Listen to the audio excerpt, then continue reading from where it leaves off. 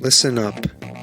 The views, thoughts, and opinions expressed in this podcast belong solely to the podcast participants, and not to any participant's employer, organization, committee, or other group or individual.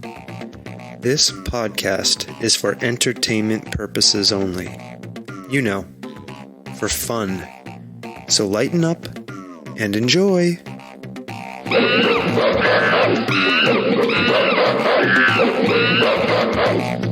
Oh, stomping Jen. Hi. Good morning. I'm saying good morning. We are doing something unusual for us. We're recording in the morning. With our guest, who is Hannah Rechtschaffen, who is going to talk to us about this idea called creative placemaking, right? And how that involves community and economic development. It's my favorite topic. I know, and it involves I'm so art. Excited. Art, it's too. all my favorite stuff. Yes. I'm excited. So that means I can sit back and coast and not be the host. No, you're always the host. With the you're most. Hostess all with right. the mostest. Are we ready? Yes. Should I be a hostess this morning? You could be whatever you want to be. Okay. All right. Well, let's get started, shall we? Yes. And that means I play the intro music. Okay? All right. Here we go. All right.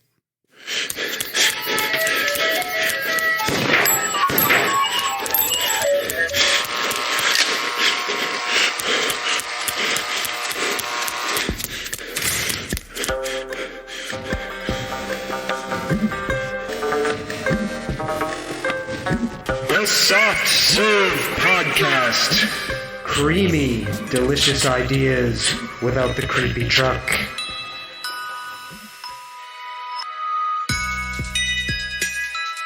Stomping Jen, we're here Too in early. the morning to Too talk early for singing. again. Let's make some space for creative space, making conversation. No. No? No. How we're going dare to have you. the conversation, but no more singing. All right, well, let's say hello to our guest, Hannah Rechtschaffen. Good morning, Hannah. Uh-oh, did I not unmute her? Whoops. Yeah. Shame on me. See, this is what happens when we record in the morning. Sorry, Hannah. Good morning. Good morning. I upside down your whole thing. Sorry. That's totally cool. The change is falling out of my pockets. It's jangling on the floor. Oh, Jesus. I've been flipped upside down. Well, Hannah, how are you? I'm awesome. Satu, thanks for asking. Thanks for having me. Thanks for being here. Now, I typically do a very, very terrible job introducing people. Is there anything else you want to tell us about who you are and why you're here to talk to us? Ooh, turning it right over to me. Yeah, I'm here because Jen asked me if I would come on the podcast, which I'm super excited to because there's very little I like more than opportunities to talk, period. To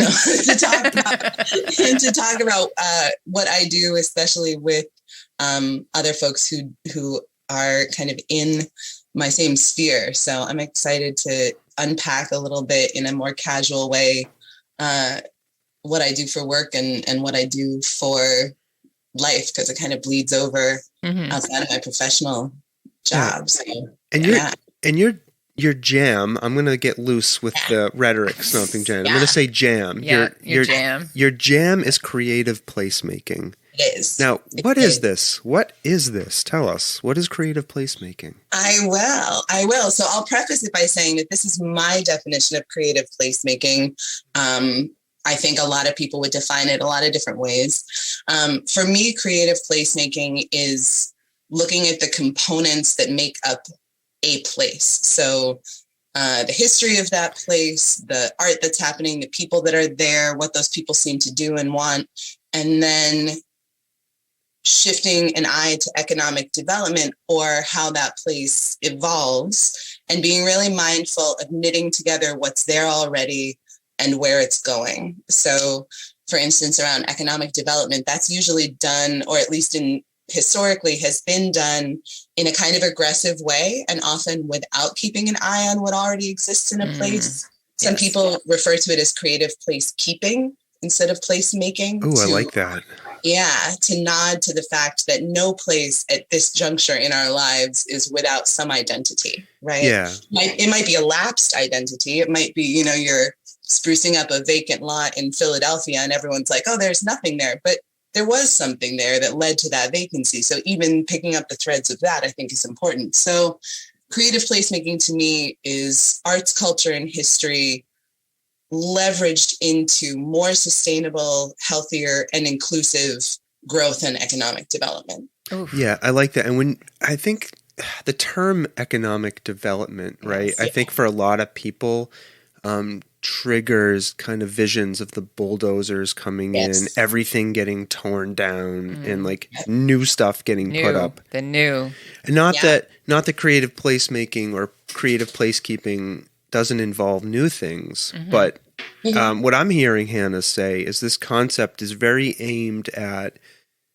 looking at a place and preserving elements of its character that it makes sense to keep, right? And very much trying to maintain the identity of a place, and pull it forward, or push it forward.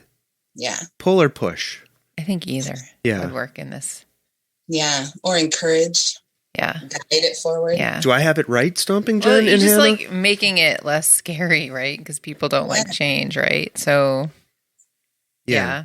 So that collaborative nature that you're referring to about, like, I like that a lot. Like the not ignoring the history of the place that already existed before and acknowledging that it had a history. I think that's key. Yeah, because a lot of people will come in the economic development realm and they just, not with bulldozers, but just they have a vision for what they think will work in a community and they just force it down people's throats sometimes. Right. So creative placemaking, this approach, it tries to involve the community, right? You go to the people in the community and talk to them? I do. That's definitely how I approach it. I mean, I think one of the things that's really important around change is that the less something is known or the less someone feels heard or involved, the scarier the change is. I find that when change is, talked through, it's explained, even in situations where, let's say you're holding a community forum around a project that's happening, even just being heard sometimes, if nothing changes with what the outcome of that meeting is, whatever it is still gets built, or, just being heard makes such a difference for people, because it's really just being like you say, bulldozed over in that way, that makes people just like dig in and get angry and get scared. And so I do a lot of talking to the community. I make sure that people know where to find me, that I'm accessible, my email's everywhere. I love like having conversations and digging into things. And I also never, ever shy away from a hard conversation. I don't mind disagreeing with someone. I don't mind them disagreeing with me. And, continuing to kind of have a conversation about why something is happening the way it's happening.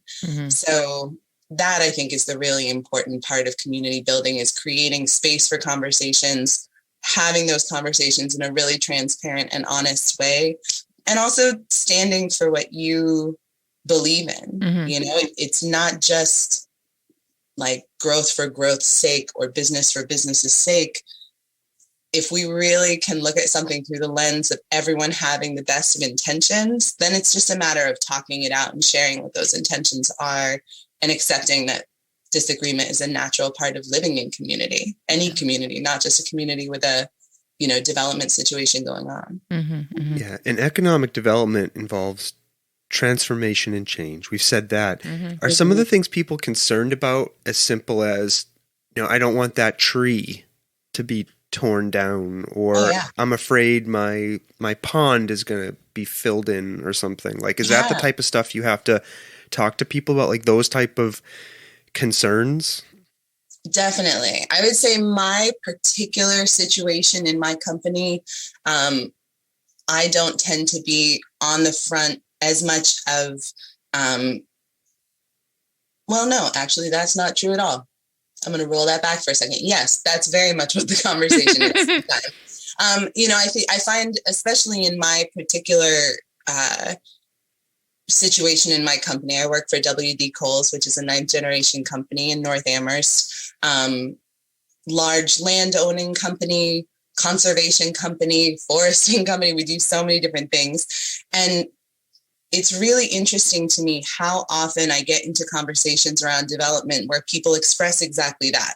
You don't care about wetlands. You're going to ruin this. You're going to do this, and for me, though I couch it in a somewhat less blunt way than I will here, I'm always so flabbergasted that people don't connect the dots of how a company lasts for 9 generations. Mm-hmm. Don't last for that long by totally ignoring the importance of nature and conservation. WD Coles was doing sustainable forestry before that was a thing. So I like getting into conversations with people where I have the opportunity to say, we would never ignore a wetland. We go to great lengths to map everything to make sure we're developing in a way that is mindful of the environment. I mean, all of those things. So, but yeah, people have favorite trees. We get communication from people that are like, please don't cut down this one tree on top of this one hill. And our foresters are like, got it. And they have a whole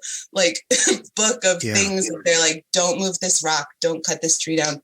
And the company, tries to do that as much as possible. So again, just hearing people, doing your best, and then conversely asking people to try and assume that we have the best of intentions as well when we're looking at developing an area, because we see an opportunity for people to live closer to amenities, to walk to those amenities, all of the reasons that we are doing the development we're doing. Right.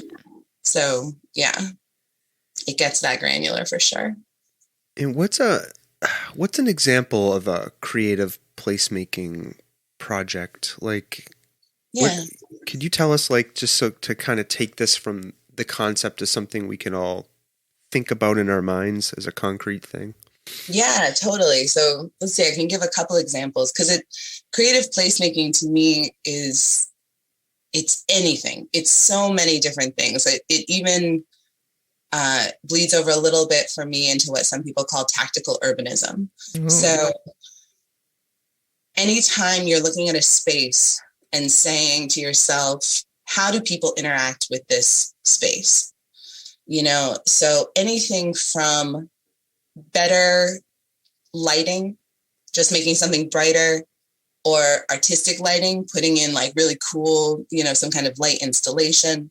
Public art in a space means that people are going to walk through that space and stop and look at a mural or stop and look at a sculpture. Bringing in something like a local art gallery to an area that didn't previously have a place for artists to show their work. Definitely creative placemaking, though much more on a official business side of it, I think.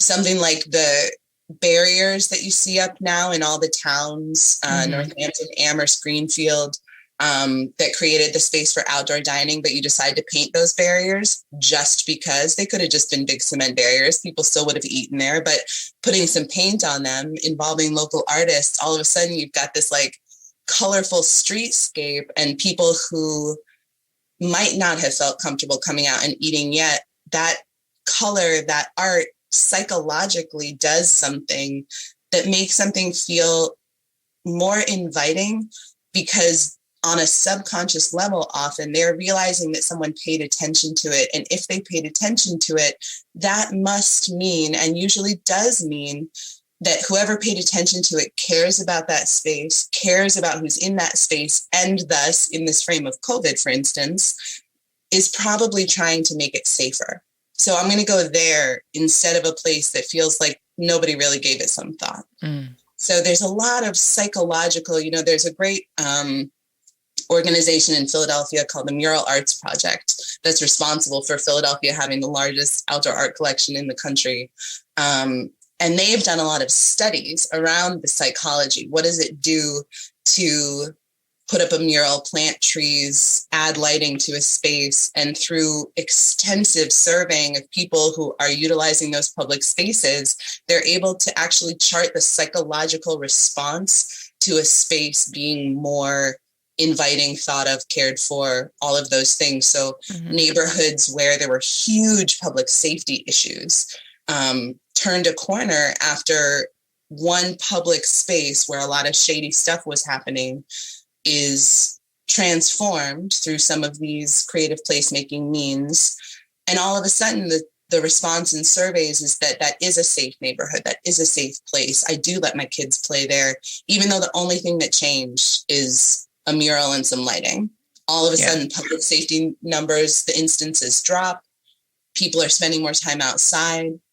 And we know that people sharing public space more drives away some shady behavior, because shady behavior happens where you think no one's watching you. Right.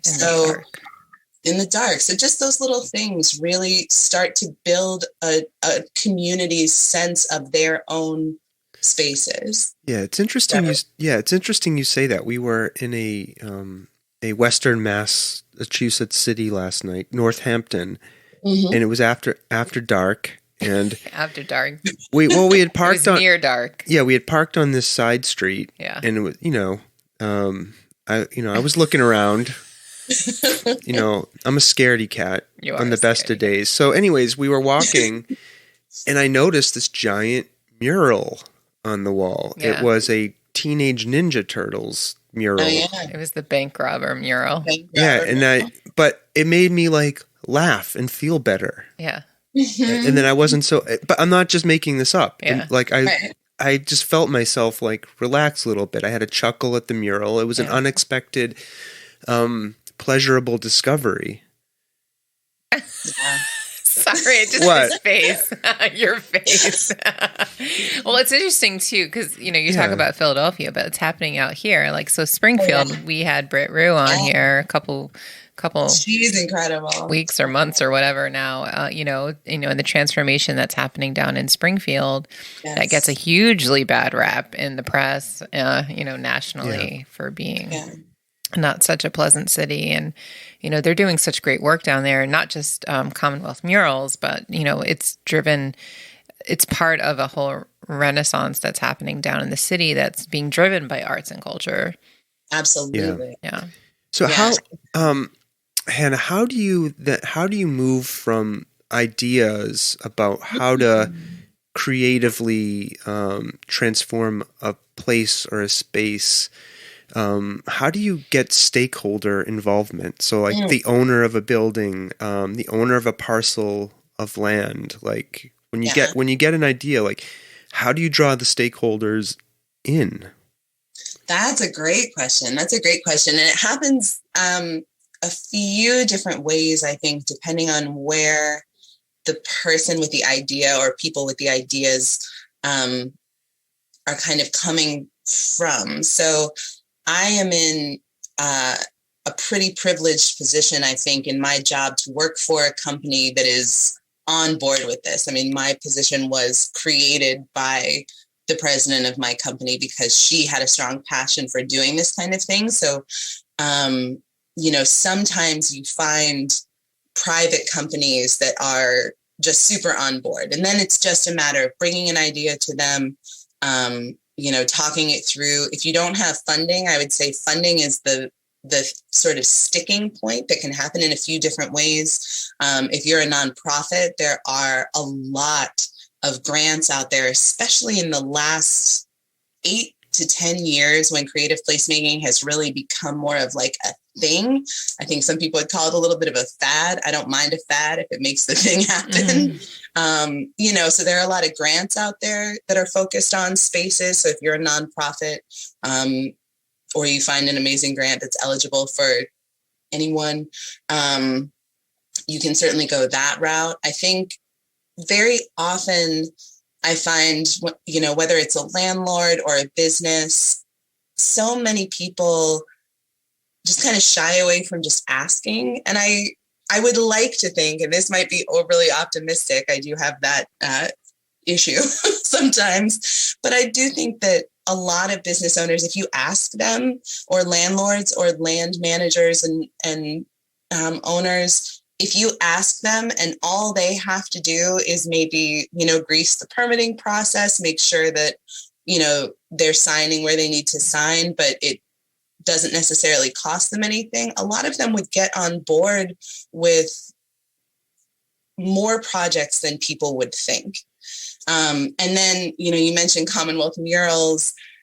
I think they have really brought an amazing process with the community mural making that they've been doing with Greta McLean from, I think, Minneapolis, where you can get the community involved in painting a mural, or you can get an artist involved with maybe putting a sculpture out in a field that's just been sitting in their studio. And as long as, maybe you help finance the moving of that and the placement of that sculpture. I mean, so often just asking what would this really take, and then saying to a business owner, hey, we've explored what this would take. This is what it would take, but this is what it would get you.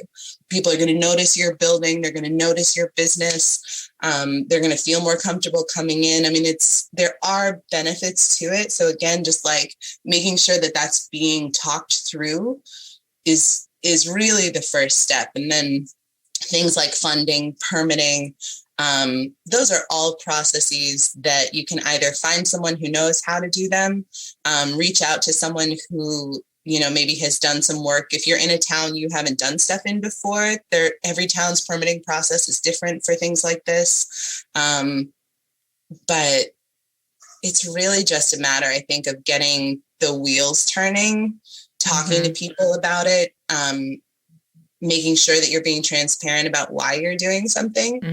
And then, and just kind of going through, I'm trying to think of parts of the process that can be bumpy. I mean, if you're in like a super public space and it involves like a municipality, there are often processes, community meetings, for instance, I put in a story walk in North Amherst, which is has become a very common kind of creative placemaking project. It was created in Montpelier, Vermont, where you take a storybook and you break it down page by page and you put it on little pedestals along a walking path. I've seen it in, streetscape spaces, forests, museums. It's just a way to kind of get outside and read a thing and encourage kids to kind of think outside the box of bedtime story time. But that process is, the story walk is on the Julius Lester Trail at Mill River Recreation in North Amherst. That's a town-owned space. So I had to go before the Amherst Conservation Committee. I had to get in touch with folks at the town to pitch the idea in the first place. We had to look at how the pedestals were being built and installed. I selected to put it out there for broader community comment from the North Amherst community. Is this something you want? Where should we put it? Because I had a whole other idea of where I was going to put it before talking to the community, and then got great feedback about accessibility of this trail, which I hadn't considered. So, there are certainly steps, but they shouldn't be discouraging steps. I mean, they really are just a matter sometimes of finding who's done this process before, and what does a town or a business require as far as approving something, especially something that's going to be installed for a good amount of time. Yeah, and I love that, just asking, right? Just asking is one of the hardest things we can do as people or as businesses. Did you do that project at the Mill River with cows, or was that? It was with them. Okay. Yeah. Just through my sort of role as a placemaker, we've so the Mill District, which I know we haven't quite gotten to talking about yet, but the Mill District does encompass a couple different sort of nodes. So there's the area that Kohl's owns, where it's easy to do placemaking because my approval chain exists of walking into You're right, exactly. Cindy Jones' office and being like, what do you think about this idea? And she's very often like, love it.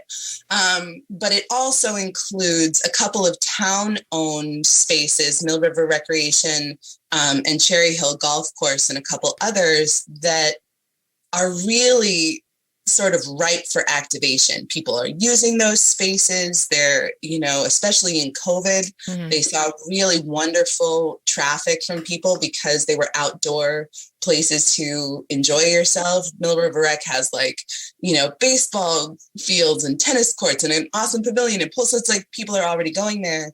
And so I keep thinking about ways to activate those spaces, but that will always include the town. Correct. And I will leave any jokes about working with the town of Amherst aside, because my experience of working with the town of Amherst, and I'm from this area, so I know where the reputation comes from, my experience of working with the town of Amherst has been very positive. And again, I think it's this thing of just asking. Sometimes it is being persistent about something, but, very often I find when towns or anyone are resistant to things, it's because they think it's going to create more work for them and they don't have the capacity, and that's legit, right? If you don't have the capacity, any request is hard. So if you go to the town or you go to that person and you say, hey, I really want to do this thing. This is exactly how I'm going to do it. This is the role you would play, really break it down and get specific for them at the outset.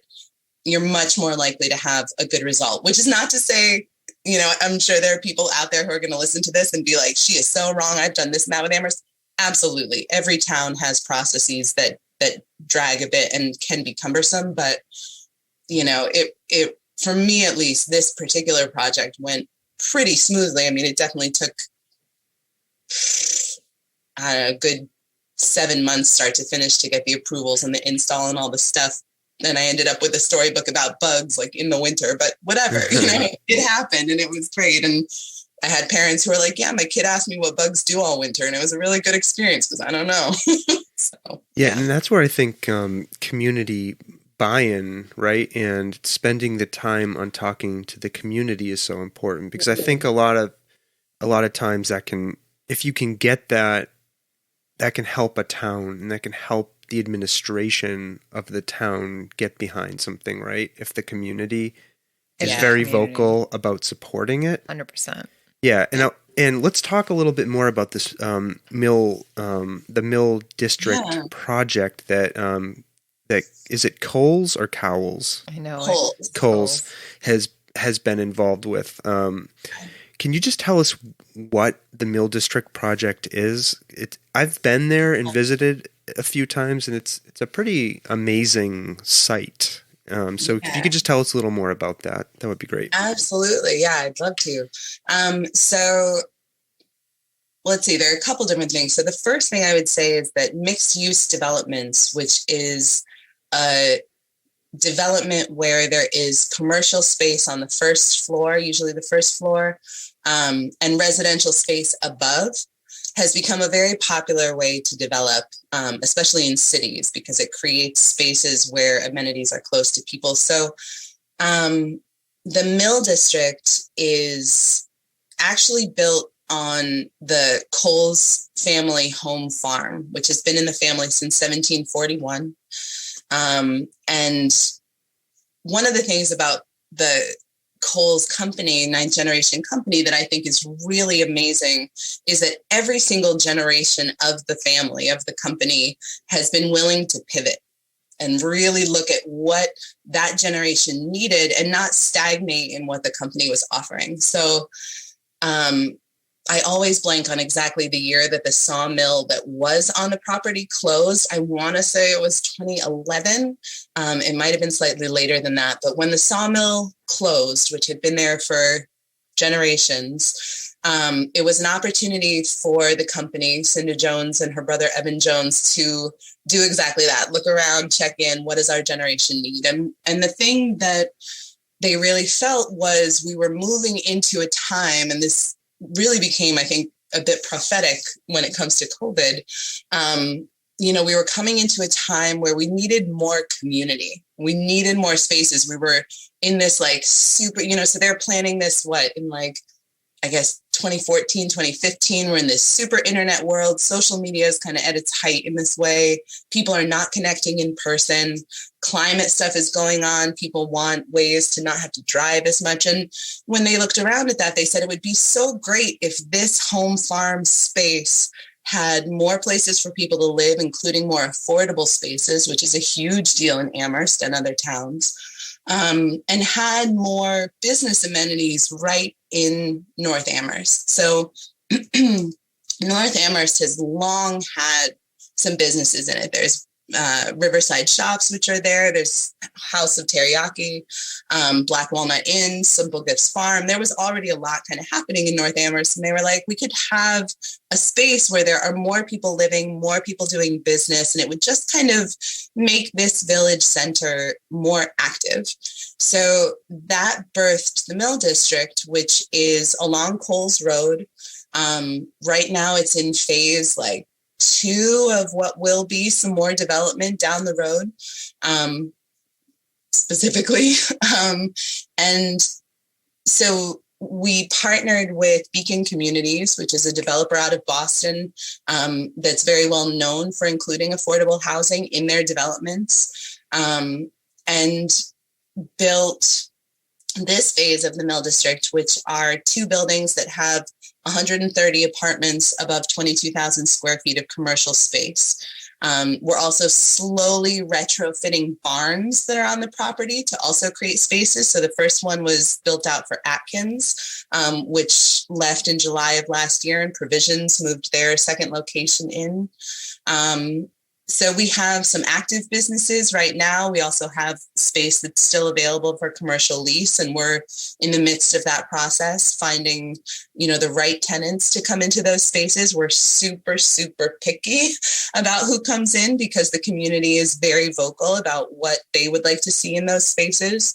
And we're doing our best to try and meet those needs and desires. So for instance, when Atkins exited, we had a little hole for a good small grocery store. We have been beating the bushes for the last 2 years to figure out who that could be, and we're still looking.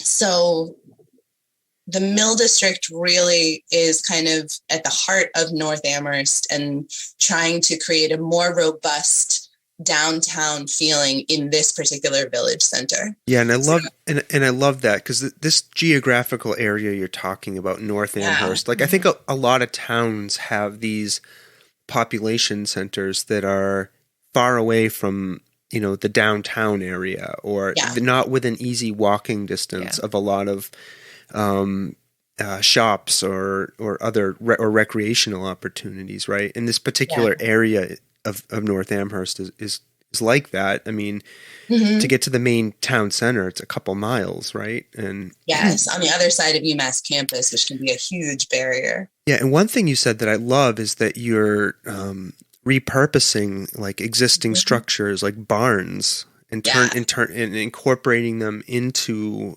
the project and into the Mill District. I love old buildings like that, and a lot of developers just come in and again, it's this fear that you're going to come in with the bulldozer, right, and put up some kind of generic, nondescript type of building, but you're really trying to preserve some of the character of the place and the space by reusing these barns. Barns are beautiful. They're beautiful. And they shouldn't be torn down and turned into flooring for some asshole's apartment in Soho. Yeah. What? Sorry. Barnwood is super in. You're not wrong. I feel strongly about this. Oh my god. No, but so I love that Coles is saving these buildings because there's an element of there's an element of historical preservation to that. Yeah, no, and it's fun, and it's so shot through with history.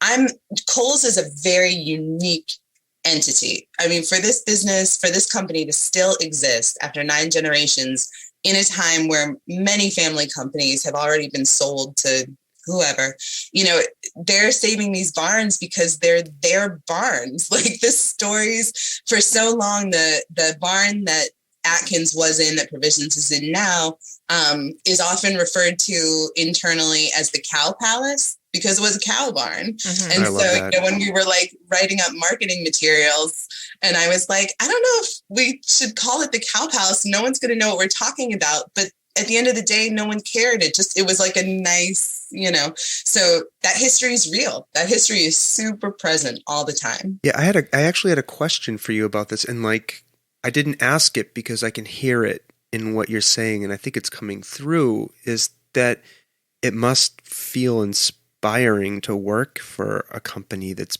been around 9 generations. Like, I don't even know how many years that is. 279. 279. That is crazy. Yeah, And there yeah. must, that sense of history must pervade a lot of what they do. And they must feel it too. Like, Hugely, hugely, ever present. Yeah. Yeah, that. I mean, and the fact that it's, 9 generations, because a lot of times in families, like the kids don't want to take it over, right? Yeah. So, Yeah, I think that has definitely been a lucky term. And the 10th generation is actually working for the company right now, because we opened the Mill District General Store earlier this month. And one of Evan Jones's children is working there. So the 10th generation is already working for it, seeing how it all works, feeling it out. I mean, she's young, so we're not quite at the place, And I think, like many healthy family companies, everyone in every generation is encouraged to go out and do their thing. And then if there is, an instance of interest or, an opportunity for someone in the next generation to come back and work for the company, and that feels good and authentic, there's no like forced carrying of the torch, So it's like all of the 10th generation are between the ages of 19 and 15, I believe. So it's like they're just kind of feeling their stuff out, but it's fun to work with them. The connectivity is very strong, and that's not always the case in a family company, for sure.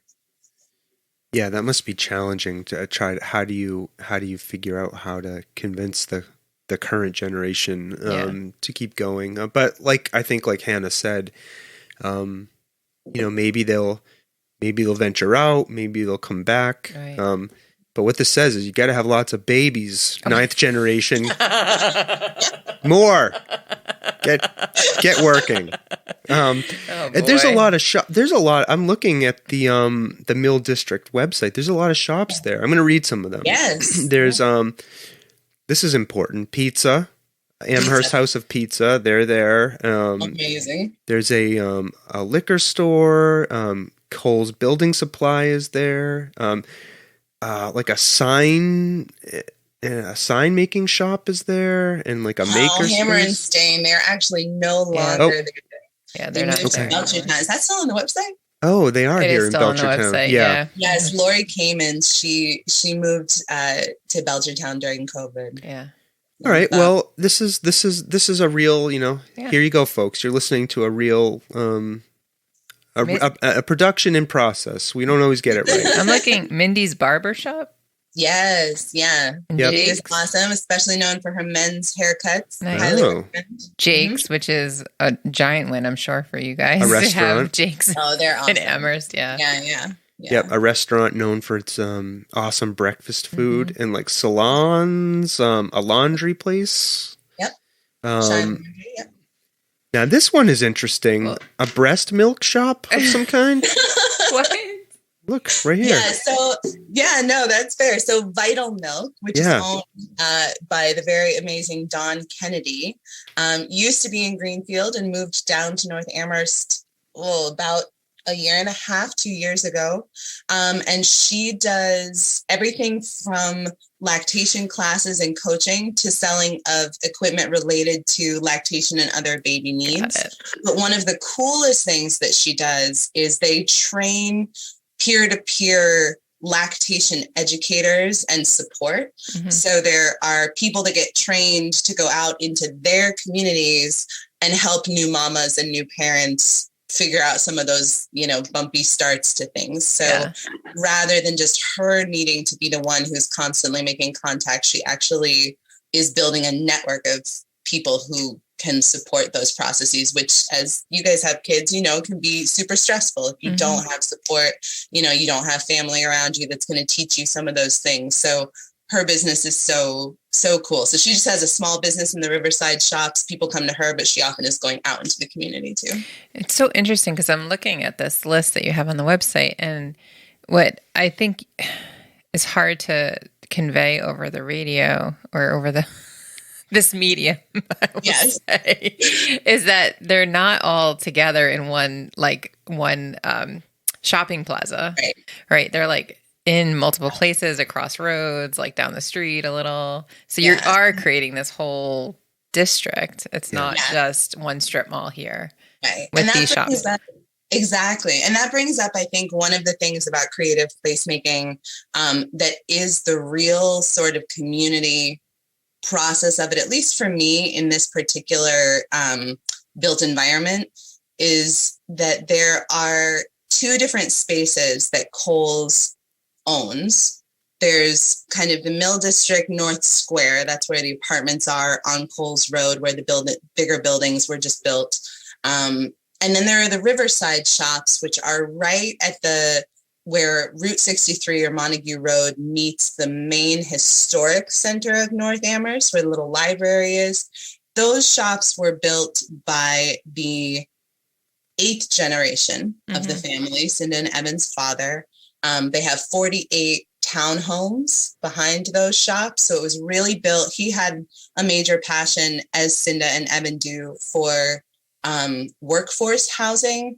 The idea that people who work in Amherst should be able to live in Amherst. So that created the Riverside shops. So there are some shops in there. And in between the two spaces are houses. There's a little bridge that, could use some like zhuzhing and attention. So it's like connecting these two nodes really involves not only the homeowners in between, but anyone who's traveling this way. So, there's everything from putting the Mill District name on something to make it clear that they're connected, doing some, kind of placemaking stuff around beautification along the road where people are traveling. Cinda has talked a lot about how do we do some placemaking stuff to try and make the walk that many people, especially students, do from the Harp on a late night to Amherst House of Pizza. How do we remind those students in, gentle and artistic ways that people are living here, to be respectful? So, there's a lot of thought that goes into connecting these different points. So we call it all the Mill District, but for me, I'm always watching for the buy-in of businesses that we don't own or spaces that we don't own, because when people opt into it, when a realtor calls it the Mill District on their page and we didn't have any part of that, I get excited because it means that people are responding to the idea that this whole space could have an identity. Right.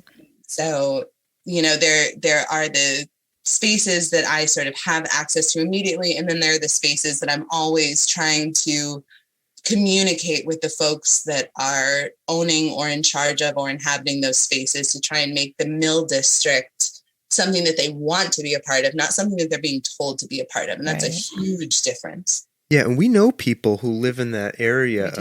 Mr. the Professor Weasley and Mrs. and Professor Weasley live there, and they talk about walking over there all the time. Like they're in walking distance to the main mill, the newer Mill District development.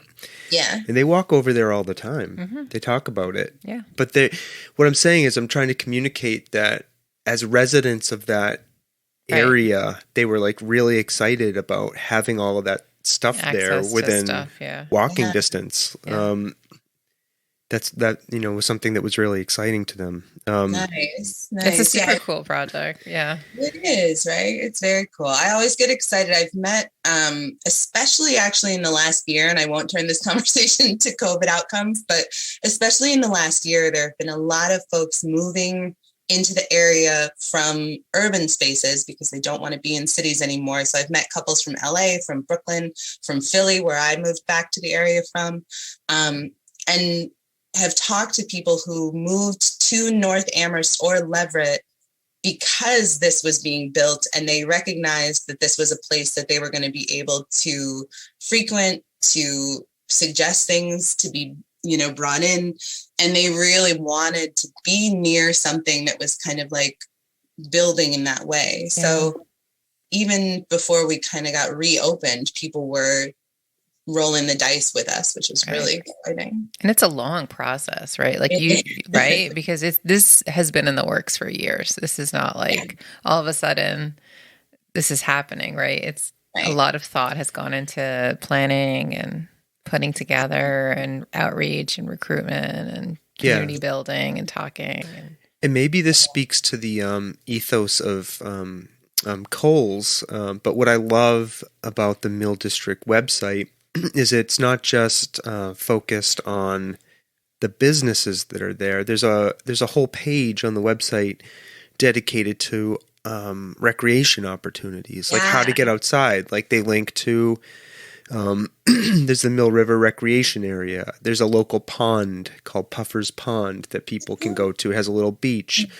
There's this epic hiking trail. The Robert Frost Trail. Yep, the Robert Frost Trail. There's a golf course. So like I like this focus too about, get outside and do stuff being important to the community. Mm-hmm.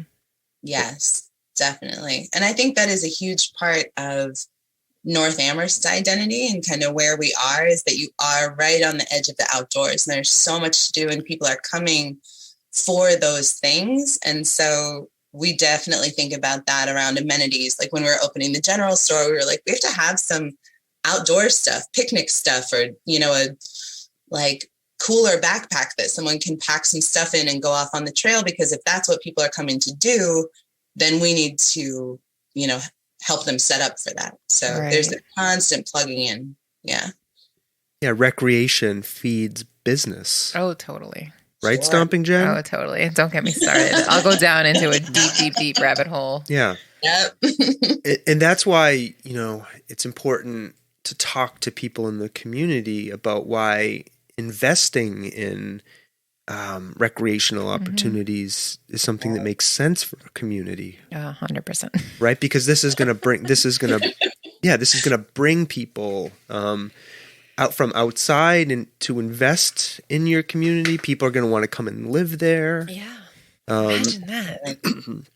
Also, I love this, and this is like my dream because Hannah, I don't like to go anywhere.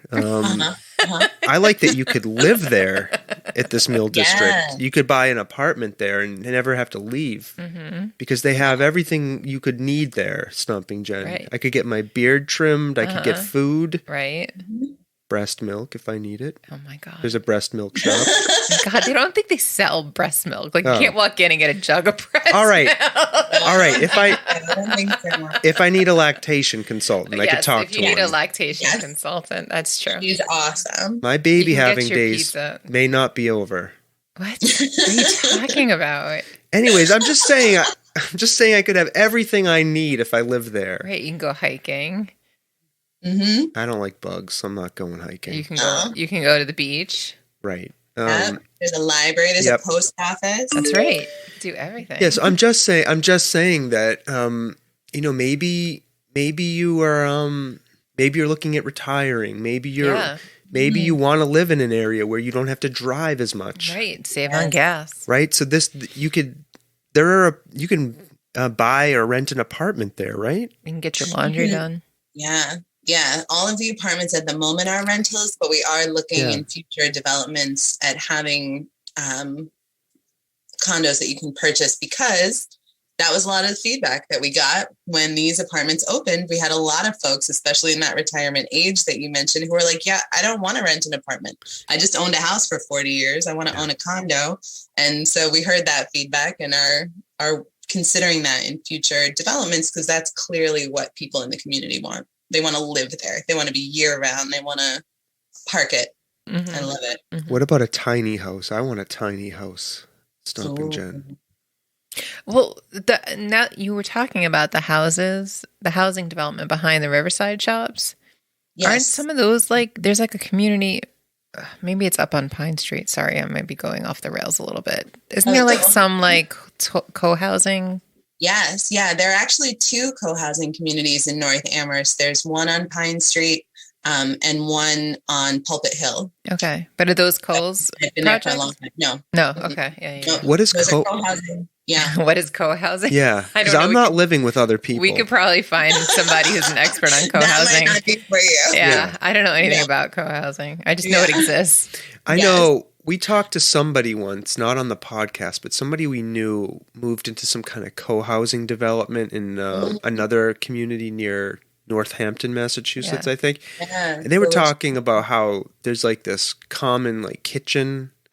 That's not for you. That sounds like a nightmare because That's like a dorm living So, situation. it's Yeah. so much fun. because I don't like people touching my dishwasher. I load the That is dishwasher. not what I thought you were going to say. What did you think I was going to say? What? I might have to cut that out of the podcast. What, dishwasher? What did you? Sorry. What did, No, fine. all right, we've established. All right, let's move on. Sorry, I got the giggles. Co-housing is not for everyone. I think Yeah. we can agree. Yes. But it is a very cool way to live and Yeah. increasingly popular. They have intergenerational co-housing communities I know of in the Valley. I like that. That is a cool idea, Yeah. actually. Yes. Where like you have like elders who are maybe retirement age, and then you have young families, and then sometimes you develop if you don't have a family like a grandparent relationship for your kids, and they have that communal like back to tribal living basically. Yes. Is that concept? Yeah. Well, that's a good idea. As somebody who only grew up with one grandparent, Yeah. right? Mm-hmm. I could have used more older people in my life. Right. Yeah. Yeah. Because who knows? Maybe my one older person wasn't any good. I'm just kidding. Graham, wherever you are, you are awesome. I love you, Graham. Oh my God. I'm just saying, a variety of older people is good. Yeah. You get world experience and history. Absolutely. Yeah. All right. So Hannah, I'm excited to talk to you about this too. You have an art gallery in the Mill District space. Can you tell us a little bit about that? Oh, I would love to. Yes. Sure. So we have a local art gallery space that we opened earlier this month. And so when I first joined the Coles team, part of my job from the beginning was Cinda was like, I want an art gallery that sells only local art. And that was all she said. And I was like, all right, cool. So I actually modeled the gallery on a gallery I used to work for in Asheville, North Carolina. So it's a rent and commission model. Mm-hmm. So artists are renting the space and then paying a small commission on their sales. And the whole purpose of the gallery is to offer artists a place to show and sell their work. It's constantly going to have some rotating spaces. So there will be some newness every 3 months or so.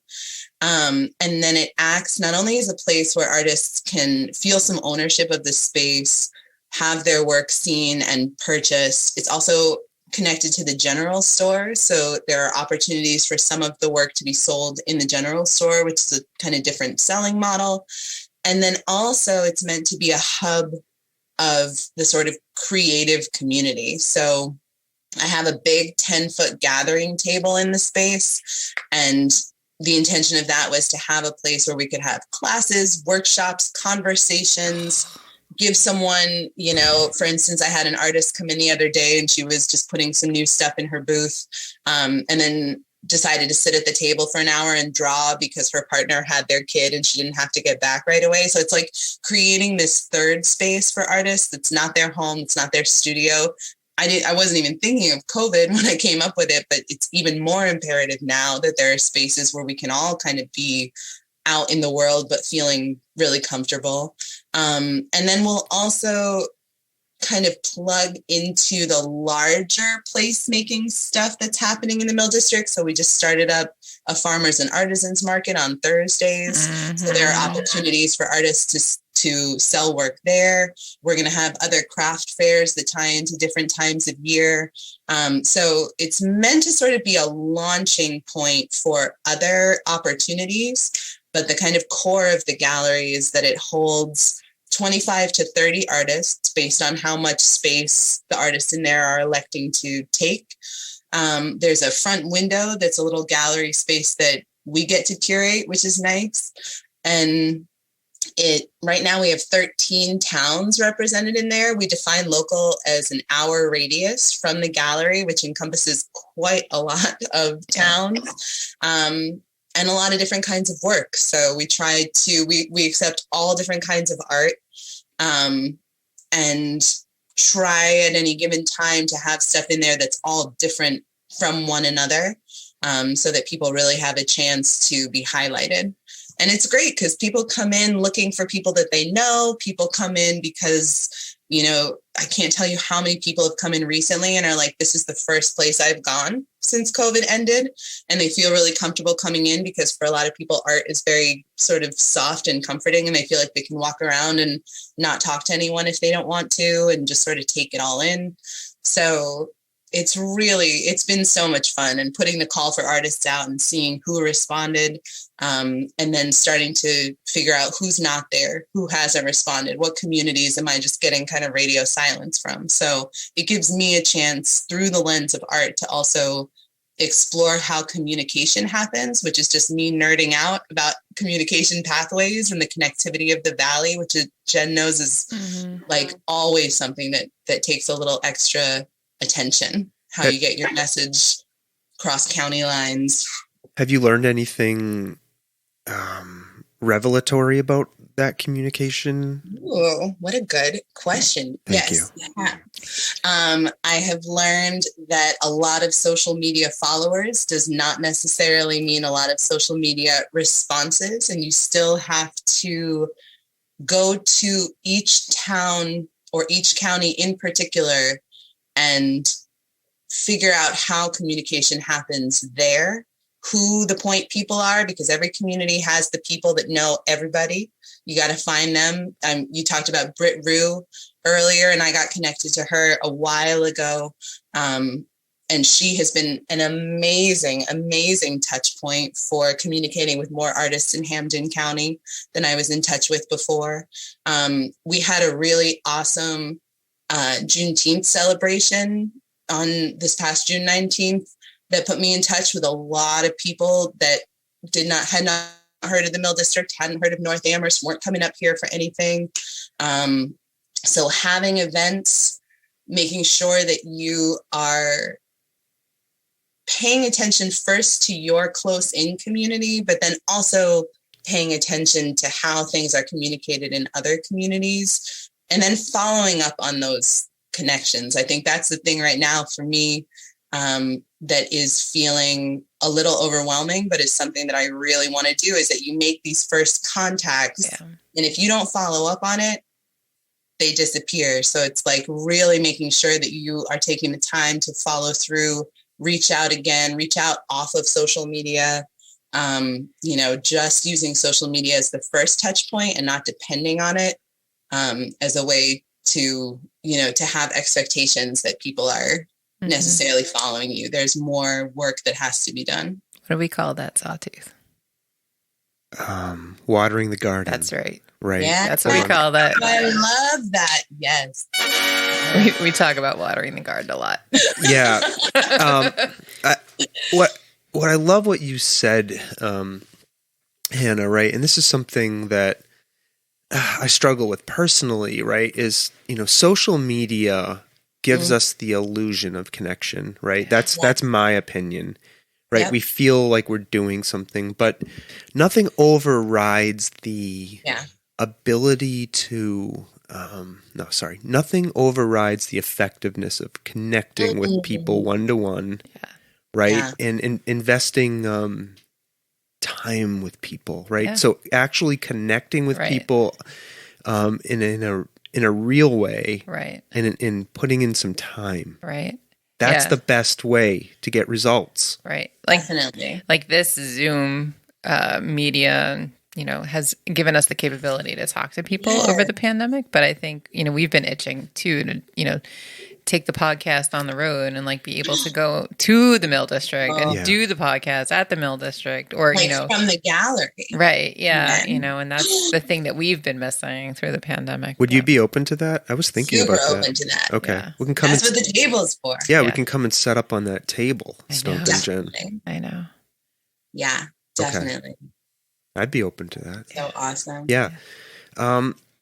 Okay, I need to ask you this. Do you have some longer standing interest or desire around opening an art gallery? Is this something that goes back prior to your role as a creative placemaker? That is a great question. I would say no. I mean, it's not that a gallery was something that I ever thought that I would do. However,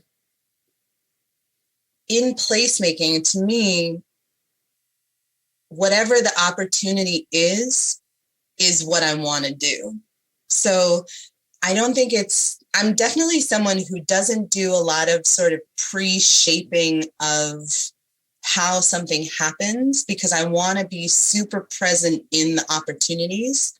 So I think if I had come into the company and Cinda had not already had this desire, I don't know that a gallery is necessarily what would have happened.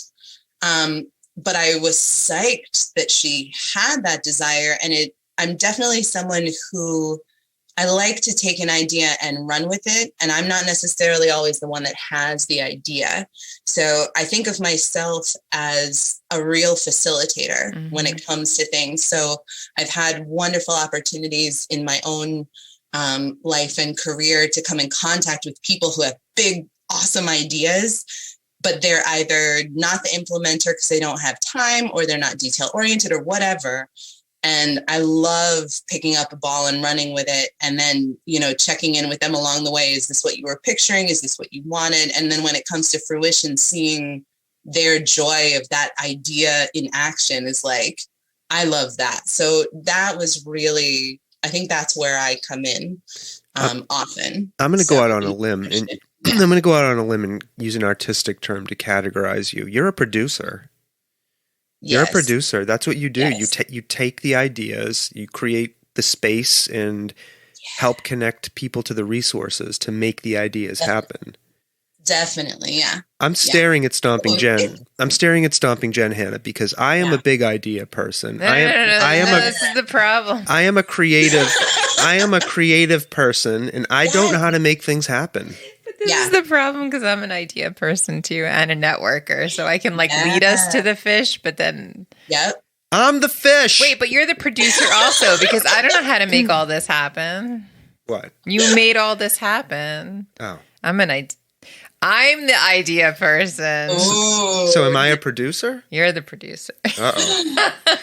My sense... You don't think of yourself that way. That's interesting. That is interesting. My sense of self has just been turned on its ear. But wait, we can be idea people and producers. We can be all of those things. We can? We don't have to be just one thing? We can be many different roles for many different purposes. Huh.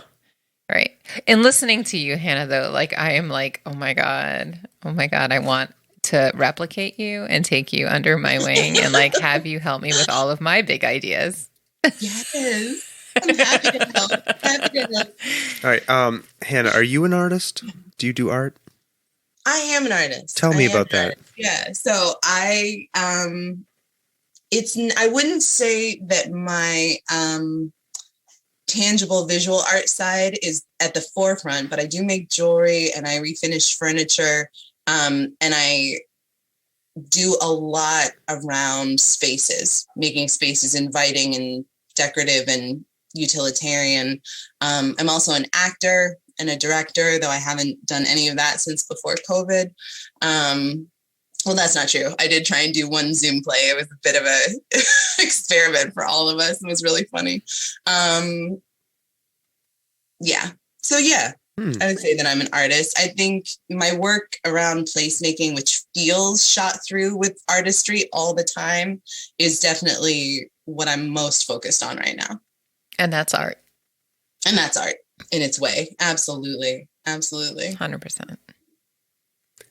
Yeah, and I think I'm just thinking, there's an artistry around creative placemaking and thinking about the types of businesses and like it's all like there's an art to creating the experience of having a place like the Mill District, creating an aesthetic, and that's why we need people like Hannah. Oh my God, creative placemakers. Yeah, I just connected it all, Stomping Joe. Oh, see. The light bulb just went off on my head. Ding. I would term so many people creative placemakers that would not call themselves that or actively like push that term away. Yeah. Embrace it. Embrace it. It's nice, I think, to have an identity in that way. So anyone, I think, who's looking at their community, their space, and wanting it to blank, wanting it to be this way, wanting it to be that way, that's what you're doing. You're placemaking. You're just taking the threads and you're weaving them together. That's right. Yeah. Well, thank you. I mean, I just want to thank you for doing this work because I mean, it really does transform communities. And in my mind, it's such a better approach than we were talking earlier about the bulldozing, the bulldozing or the outside like corporate investor coming in and saying, I'm just going to turn this all into whatever, right? And not think about the community. So, I think the work you're doing, the work Coles is doing, being a 9th generation company that cares about the area, cares about the land, right? Cares about the people is so important. So I just want to say thank you. I mean, I think it's really important, good work that you're doing. Thanks. I appreciate that. Thanks so much. I love it. So that's my way of transitioning us to our last couple of softball questions. Well, you didn't ask her if she wanted to talk about anything else. That's what I'm going to ask. Oh, yeah. Sorry. Yeah. Is there anything else that you wanted to make sure we covered or talk about? It could be related to creative placemaking. It could be anything else. That's a great question. I don't think so. I think the only thing I would say, and it's only top of mind because it came up in I do this work a little bit in my home community of Greenfield as well, because I'm a joiner and I like to get involved in things. And so I think the only other thing that I would want to say, because it came up the other night, is that, this placemaking does not have to be always like such an official process or necessarily a costly process. I think, anyone who's looking at their own community, their own spaces and wanting something to happen, there are a lot of like really affordable, close to the ground ways to make something happen, So I would just always encourage people to be in conversation with one another, see what other people in community with you. There are always people that agree and want things too, and you can build little coalitions. I mean, Jen, all about kind of pulling in stakeholders and people and, just really making things approachable and taking out some of the feeling of like, oh, well, we're going to start down this path and then we're going to need a grant for 50 grand. Like that's way down the road of something, so the light touch, close to the ground things, they're right there just waiting to be discovered. And COVID has really only heightened that. I mean, people are feeling a level of vulnerability and a need to connect right now that is so palpable. And if you are any kind of person who is sort of willing to create spaces for that, people are looking for them. So I would just encourage everyone not to think on it too much. Like find a couch on the side of the road, put it in the middle of town and see who sits on it with you, because someone will. I love that. Don't be afraid to get started.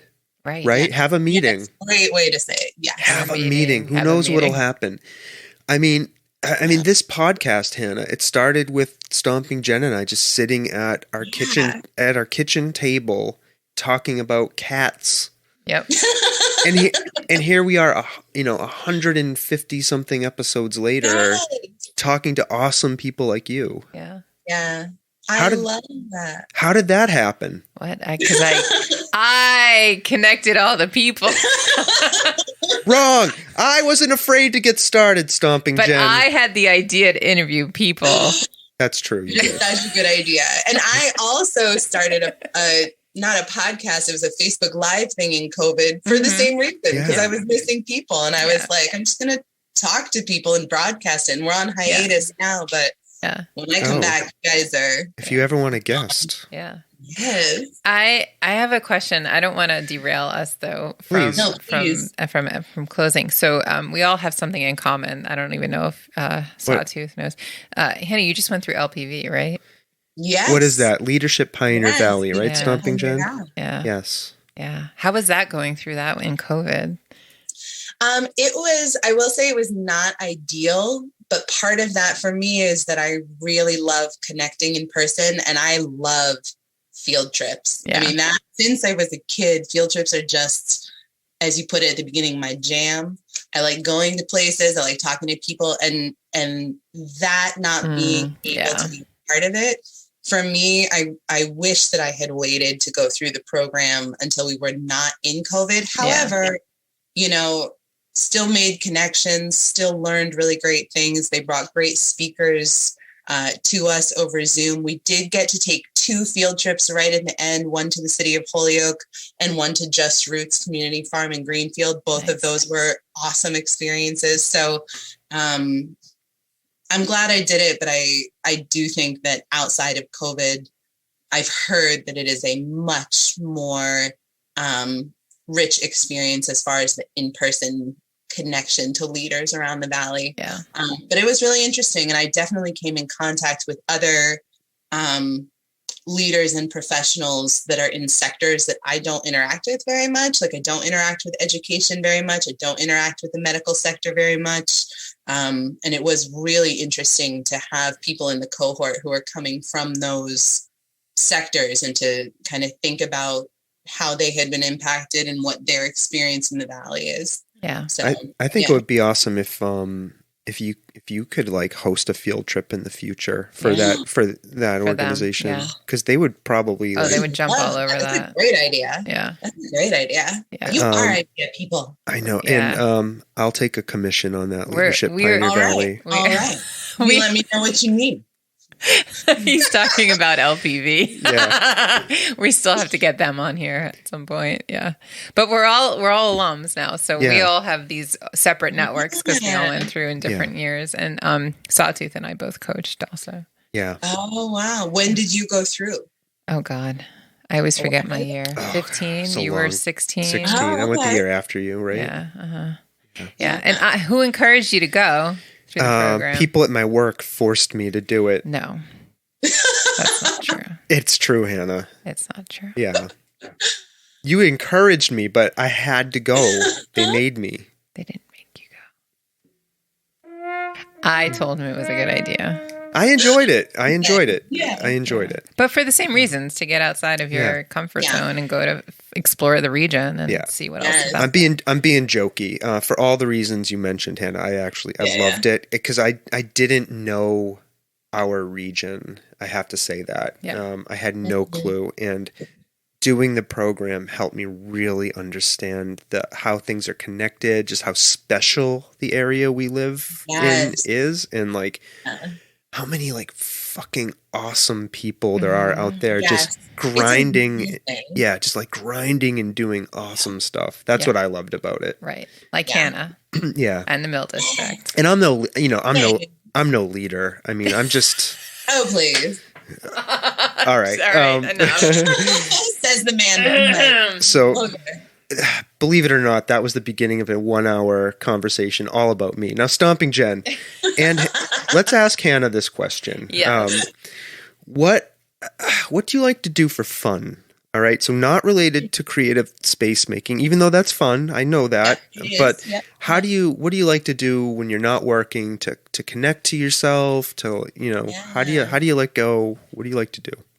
So I really, really like to work on my house, my home space. I have a nice small property in Greenfield that has a couple of outbuildings, and I'm slowly, like glacially moving towards that property being somewhat more of a communal living art studio space. I don't know, over the next 10 years, it's going to transform. So I love working on that and putting little ideas in place. And then I also, I do a lot of sort of self work. So I'm part of some communities of friends and retreat communities that just focus a lot on how human beings can sort of continue to evolve more consciously and connect more. So I spend a lot of time thinking about that and putting effort into that. And then I also like to lie around and unplug and watch TV sometimes. It's everything, I think, from deep diving work to remembering to take time to just chill out. So cool. I love that. I'm curious. I have to ask. I love outbuildings. Yeah. The idea of outbuildings. Are they like barns, or are they like? Yes. You have, I have a barn. Wow, that's awesome. I know, and it's just sitting there. So I want to do some things with it. We have a shed. I keep saying we should transform the shed. Yeah, you can have a whole podcast studio in there. Was the barn like an agricultural space, or did they put? It was. Yeah. It was. Yeah, it predated the house. I learned that from a neighbor. And it's small. It's really well built, and it definitely needs a next chapter. Yeah, I love that. Yeah, that's super cool. I have another question for you. All right. I'll ask no, you go after. ahead. No. I'll ask her after. Are you sure? I wrote it down. Yeah. All right. All right. Our last question, and you can interpret this in any way you want. And this is how we punish people who don't listen to the podcast, by the way. This is a punishment? Well, if you listen to the podcast, you know this question is coming. We ask this of everyone. That's true. Yeah. So consider this your punishment. It's okay. Okay. All right. I'm going to listen after this. What have you experienced that you cannot explain?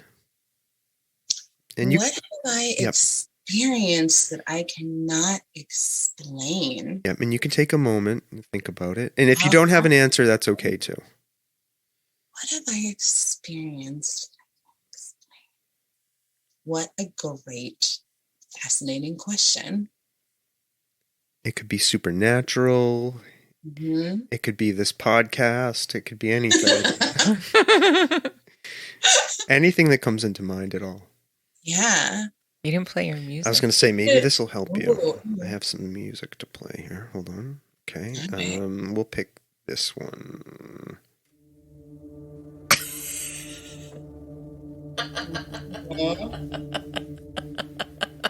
I love it. I think the reason that this question is tough for me and a little ironic is that I endeavor so much to be able to explain things. Yeah. And I can't explain why that is. And so that's what I would say is I don't know where the need or drive to explain things comes from, because I also love when things are sans explanation. It doesn't matter why you feel the connectivity that you feel to other people, you just do and just go with it. So I've not had a lot of supernatural experiences. It's funny that you're asking me that, because I was just having a conversation with one of the artists in the gallery who has a lot of supernatural experiences. And I was like, why do you have all of these experiences and I don't have these experiences? It's so fascinating. So just why some people have that natural inclination to experience those things, and other people, I think of myself as a pretty open person available to the universe for weird happenings, but I never get any of them. But maybe it's you are involved in trying to solve the puzzle, right? You're focusing on that, whether it's, Definitely. connecting to people and trying, like Yeah.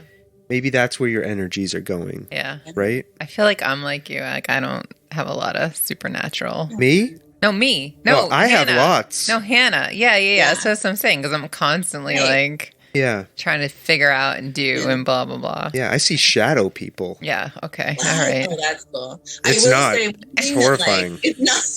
Oh, bad shadow people. Yeah. I was like, oh, people. No. Shadow people. Yeah. Yeah.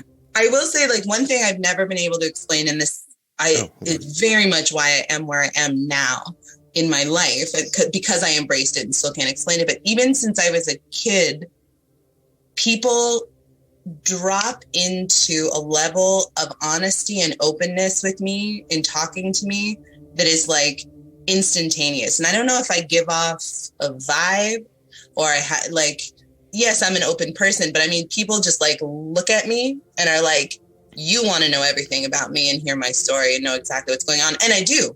Yeah. But I've never been able to explain why that is. I don't have to do anything. And people are just like dropping into a level of vulnerability with me that is so amazing. And I've had to do a lot of work around how to manage my sort of, energetic flow back and forth, because I'll take on all the things that they're feeling. Boundaries must be important for you. Boundary work is huge. Yeah. It's huge. Thank you, Brene Brown, for constantly talking about some skills around that, because it is, you can't be fully open, but I never want to be closed. So you exist in a place. Yeah. It takes work for sure. Yeah, you are an easy person to talk to. Mm-hmm. For sure. Yeah. Even through this Zoom, which is hard sometimes. It is hard sometimes. Yeah. And I got to tell you, I mean, having done this for a while and talked to lots of people, people have an energy. Mm-hmm. Yes. There are some people you sit there and you're like, oh, fuck, this is going to be hard.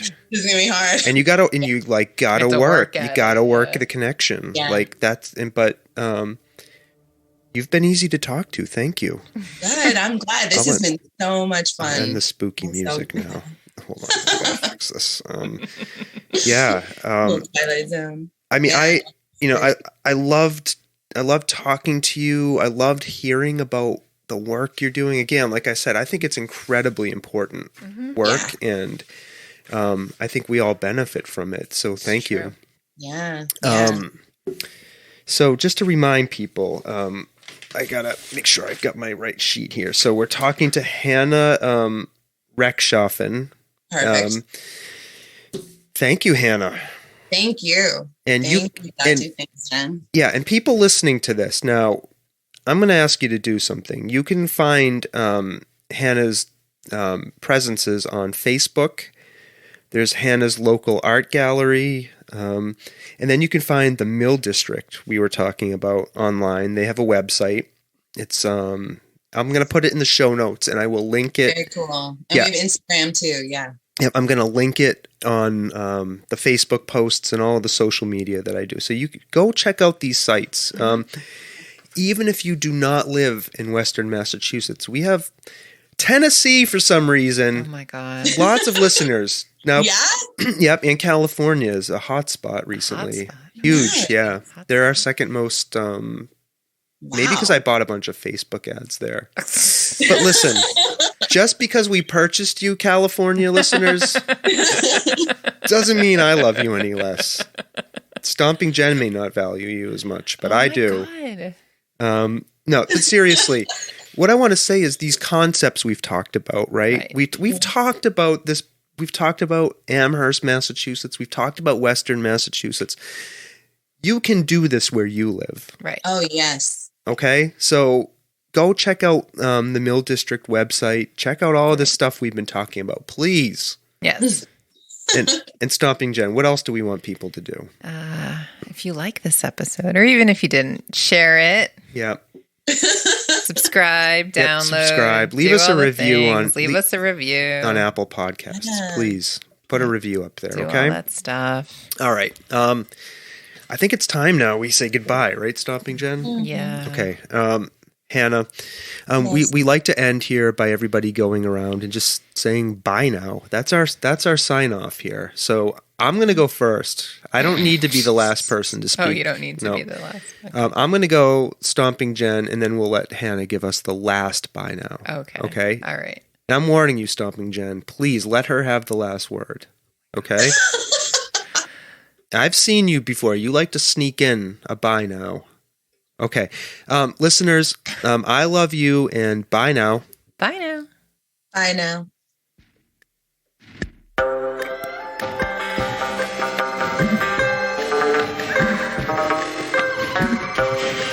This world of ours, ever growing smaller, must avoid becoming a community of dreadful fear and hate. Those who have freedom will understand also its heavy responsibility. That all who are insensitive to the needs of others will learn charity, and that the sources, scourges of poverty, disease, and ignorance will be made disappear from the earth. And that in the goodness of time, all peoples will come to live together in a peace guaranteed by the binding force of mutual respect and love. I shall never cease to do what little I can to help the world advance along that road.